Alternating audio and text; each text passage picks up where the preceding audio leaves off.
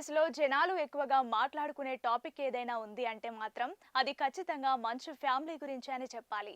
మంచు అన్నదమ్ములిద్దరూ ఆస్తుల పంపకాల విషయంలో చేసిన రచ్చ అంతా ఇంత కాదు.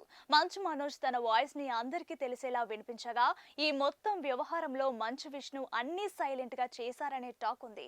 ఇక మంచు మనోజ్ నాకు ఆస్తి ముఖ్యం కాదు, ఎంబీయూ విద్యా సంస్థల్లో మోసం జరుగుతుంది అంటూ మంచు విష్ణు చేసిన కన్నప్పపై కూడా ఇష్టం వచ్చిన రీతిలో కామెంట్స్ చేశారు. అయితే మంచు మనోజ్ మంచు విష్ణు నటనకు బిగ్ బ్రేక్ ఇచ్చాక చాలా ఏళ్ల తర్వాత నటులుగా మళ్ళీ లక్ను వెతుక్కున్నారు. మంచు మనోజ్ భైరవం, మిరాయి లాంటి చిత్రాలు ఒప్పుకుంటే మంచు విష్ణు కన్నప్ప చిత్రాన్ని హీరోగానే కాదు, కన్నప్పకు కర్త, కర్మ, క్రియ ఇలా అన్ని తానై వ్యవహరించారు. విచిత్రంగా మంచు మనోజ్ మంచు విష్ణు నటించిన 2 చిత్రాలు భైరవం, కన్నప్ప ఒకేసారి అంటే కేవలం ఒక్క నెల గ్యాపులోనే థియేటర్స్ లో విడుదలయ్యాయి.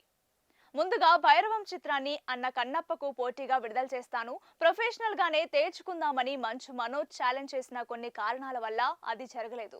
ఇక మంచు మనోజ్ భైరవం మే 30న విడుదలై యావరేజ్ టాక్ తెచ్చుకుంది.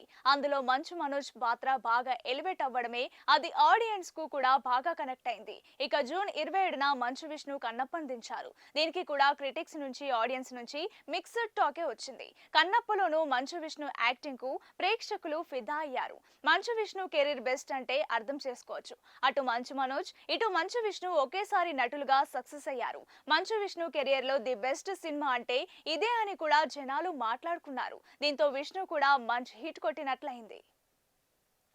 కాగా ఇప్పుడు మంచు మనోజ్ మంచు విష్ణు ఈ ఇద్దరి సినిమాలలో ఎవరి సినిమా హిట్, ఎవరి సినిమా ఫట్ అనే విధంగా పోల్స్ కనిపిస్తున్నాయి. చాలా మంది 2 సినిమాలకు రివ్యూస్ బాగానే ఇస్తున్నారు. కొంతమంది మనోజ్ కి సపోర్ట్ చేస్తుంటే మరికొంతమంది విష్ణుకు సపోర్ట్ చేస్తున్నారు. కానీ చాలా మంది ఇద్దరి నటన బాగుంది అని, మోహన్ బాబు ఇద్దరు కొడుకులు కూడా చాలా కాలం తర్వాత మళ్ళీ మంచి నటులుగా గుర్తింపు సంపాదించుకున్నారని కామెంట్స్ చేస్తున్నారు. ఇందులో గెలుపు ఎవరిది అనడం కన్నా కూడా ఇద్దరు గెలిచారని చెప్పాలంటూ కామెంట్స్ చేస్తున్నారు.